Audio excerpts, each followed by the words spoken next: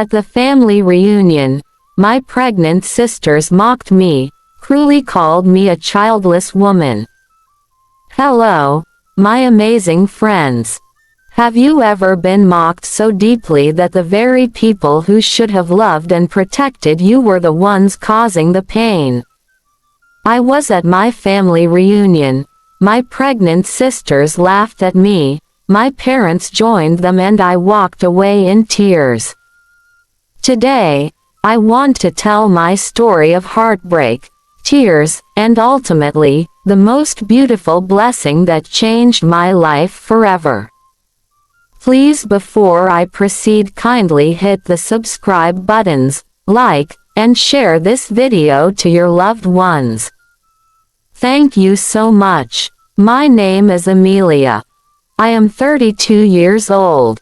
I can remember, the one thing I wanted more than anything was to be a mom. My wonderful husband, Nathan, felt the exact same way. For 7 years, we tried. We went to every doctor, tried every treatment. The hope would get a little bit harder to hold on to. And it wasn't just my dream, it was becoming this very public thing. Family gatherings went from being fun to feeling like a minefield. The whispers, the pitying looks, you could just feel them. Then came the family reunion. I still remember the day like it was yesterday. It was supposed to be a happy day. My 2 sisters, both heavily pregnant, walked around like queens, showing off their baby bumps. They had always looked up to, started to mock me. They called me barren.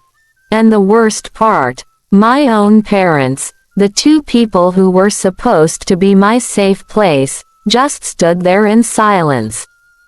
Their quiet approval hurt more than anything.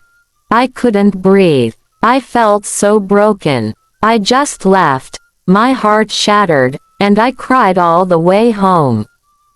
Nathan held me and didn't say a word, just let me cry. It was the lowest I'd ever felt. After that day, I just disappeared. I couldn't face anyone. My social media, which used to be my happy place for sharing our lives, went completely silent. My friends started to notice, of course. Where have you been, Amelia? Are you okay? They'd ask. Every message, no matter how kind, felt like a painful reminder of what I felt was missing from my life. It was a reminder of the joy I couldn't seem to find. Nathan was my rock. He truly was. He understood without me having to say a single word. He'd make me tea, put on my favorite movies, and just let me be sad. We were in this together, but it felt like we were just drifting. We kept going to doctors, but every negative result chipped away at my hope. It was a really dark time. I felt so lost and alone, even with the most wonderful person in the world right beside me. One morning, I felt strange, tired, weak, and oddly nauseous. Nathan noticed immediately. "Babe, are you okay?" he asked, concern in his eyes. "Maybe it's nothing," I said, trying to sound calm. But the feeling didn't go away. Nathan insisted. "Let's take a test. Just to be sure." I hesitated. I was scared. What if it was another disappointment? But I finally agreed. 2 red lines. My hands shook. My heart raced. I rubbed my eyes. It didn't disappear. "Amelia," Nathan whispered, voice trembling, "you're pregnant." We cried together, holding each other, trembling with joy. After years of heartbreak, hope had finally come. After 2 long years, I finally started to feel a little bit of myself coming back. I was still private, still quiet online, but I was healing. One day, my mother-in-law, Nathan's sweet mom, came to visit. We hadn't seen her in a while, so I was so excited. I opened the door with a big smile, ready to give her a hug. But as soon as she saw me, her face just changed. Her eyes got huge, and she gasped. She wasn't looking at me with pity or sadness. She was looking at me with pure shock, and then, a light I hadn't seen in a long, long time. "Amelia, oh my goodness, are you pregnant?" she whispered, her voice trembling. I had been trying to keep it a secret just a little longer, but you know how moms are, they just know. I just nodded, a tear of pure joy rolling down my cheek. The secret was out, and I felt this immense relief. My mother-in-law's reaction was everything I had needed to hear for years. She didn't question me, didn't ask why I hadn't told her. She just wrapped her arms around me and held me so tight. And then, she did something I'll never forget. She took my hands and, with tears in her eyes, she begged me to take care of myself. She told me to rest, to eat well, and to let her do everything and anything to help. She couldn't stop smiling and laughing, her excitement filling the room like sunshine. Gently, she held my legs, stretching them carefully to help me get comfortable, always checking if I was feeling okay. "Amelia, you are glowing," she said, her voice full of happiness and pride. "This little one is so blessed already, and so are you." I felt a wave of love and warmth. Her care wasn't just about helping me physically, it was her way of showing how much she loved and celebrated this new life. Every gentle touch, every encouraging word, made me feel cherished and supported, and it reminded me how special it is to be surrounded by family who truly cares. Her words were so different from the ones I had heard before. There was no judgment, no coldness, just pure, unconditional love. It was a moment of complete healing for me. Her words were like a healing rain on my broken heart, washing away all the pain and hurt. In that moment, I knew I had a true ally, someone who was just as excited as we were.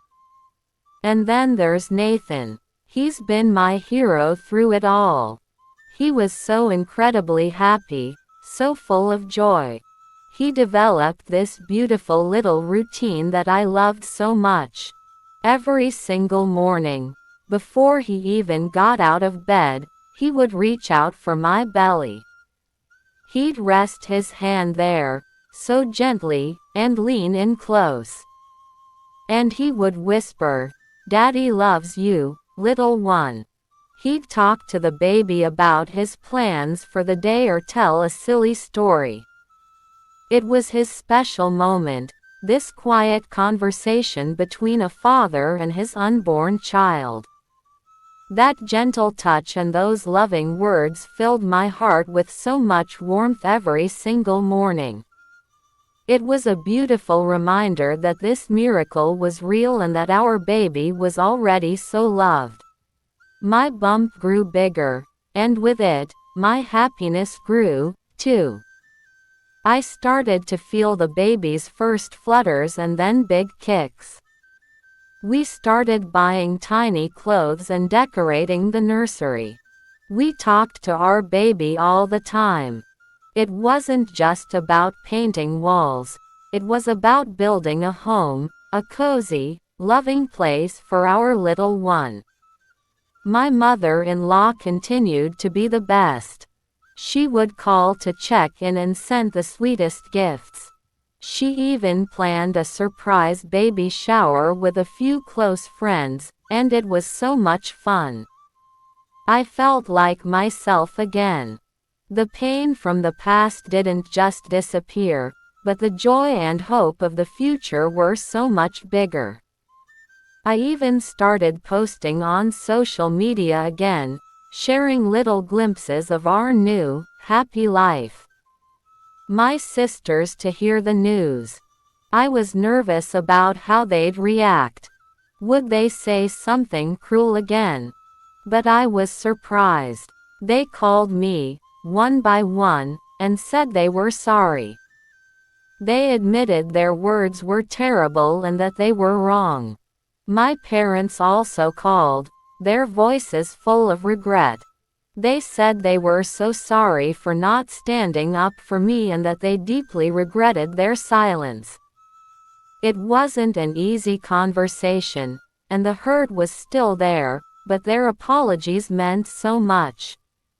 It was the first step toward healing some of those old wounds. It showed me that they were willing to try, and that meant a lot. Forgiving someone who has hurt you is one of the hardest things in the world. For a long time, I was so angry. But as my due date got closer, I realized I couldn't bring a baby into a world of resentment. I needed to let go of that anger for myself and for my family. Nathan and I talked about it, and he supported me no matter what I decided. I knew I couldn't forget what happened, but I chose to forgive. I let go of the anger and decided to move forward. Slowly, we started to rebuild our relationships. It's not perfect, but it's a lot better. It's a powerful lesson that even when things are broken, they can be put back together, even if they look a little different than they did before. Then, the big day finally came. It was an early morning. Nathan was right there beside me, holding my hand so tightly. The hours were long, but I just focused on the incredible gift at the end. I felt so strong, and I knew I could do it. And then, there it was. Our baby's first cry filled the room, and I felt like my heart was going to explode with love. All the pain, all the years of sadness, it all just disappeared. When I held my baby for the very first time, I finally understood what true, unconditional love feels like. Nathan, with tears in his eyes, whispered, "Hello, my love. Daddy loves you so much." Our family of 2 was now 3, and our hearts were completely full. I laughed, tears running down my face. After years of silence, my joy became a testimony.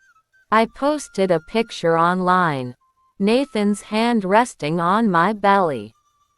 Messages of love, prayers, and joy filled my inbox. My pain had become someone else's. Life with a newborn is an adventure, isn't it? There are sleepless nights and endless diaper changes, but every single moment is just full of so much love. Our little one has brought so much light into our lives. Nathan still whispers to our baby every morning, now right into their little ear. Our relationships with my family are still a work in progress, but we're all trying, and that's what matters. This journey taught me so much about resilience, about the power of love, and about never giving up on a dream. Even after the darkest storm, the sun really does shine again, and it's brighter than you could ever imagine. I hope it brings you a little bit of hope and warmth, and a reminder that you are so much stronger than you think. When I finally came back from the hospital, Holding my baby boy in my arms, I felt a joy I had never known before. It was like the world had shifted, like the sun had suddenly shone brighter just for us. I couldn't stop smiling. Every tiny movement, every little coo, made my heart overflow with love. I remember walking into our home, the familiar smells, the cozy rooms, and thinking, this is real. This is finally real. Nathan was there by my side, smiling, tears glistening in his eyes. "Welcome home, my little miracle," he whispered, gently stroking our baby's soft hair. News of our safe return spread quickly. Friends, family, and neighbors began to visit, each bringing love, laughter, and thoughtful gifts. Tiny clothes, soft blankets, toys, and warm hugs and prayers filled our home. And Nathan, my incredible husband, went above and beyond. He organized a beautiful celebration for our little one. The house was decorated with balloons, flowers, and ribbons. Laughter echoed through every corner. It wasn't just a party. It was a celebration of life, hope, and triumph. I held my baby boy close, rocking him gently, and whispered, "You are our greatest blessing. You are the answer to years of prayers, tears, and faith." Nathan kissed my forehead and said softly, "We did it, together, as a family." Every worry, every tear, every moment of doubt, suddenly faded away. To anyone going through a difficult time, feeling mocked, overlooked, or hopeless, I want you to hear this: life may seem unfair. People may doubt you. Even those who are supposed to love you might hurt you. But the truth is, your story is not over. What feels like the end today can become the most beautiful beginning tomorrow. Stay patient. Keep faith. Believe that your tears are preparing you for a miracle. Your moment of joy is coming, and when it arrives, it will be more beautiful than you ever imagined. Remember this: every struggle, every sleepless night, every tear, is shaping your heart for the blessings that are waiting for you. One day, you will hold your miracle in your arms and realize that every hardship was worth it. Every tear will turn into joy. From my heart to yours, never lose hope. Your miracle is coming, and when it does, it will be a celebration of everything you believed in, everything you prayed for, and everything you never gave up on. Thank you so much for watching, friends. If you enjoyed this story, please don't forget to like, share, and leave a comment. I'd love to hear your thoughts. Please subscribe to my channel. Join our little family here so we can share more stories, smiles, and blessings together. Your support helps me create more content that touches hearts. Thank you from the bottom of my heart.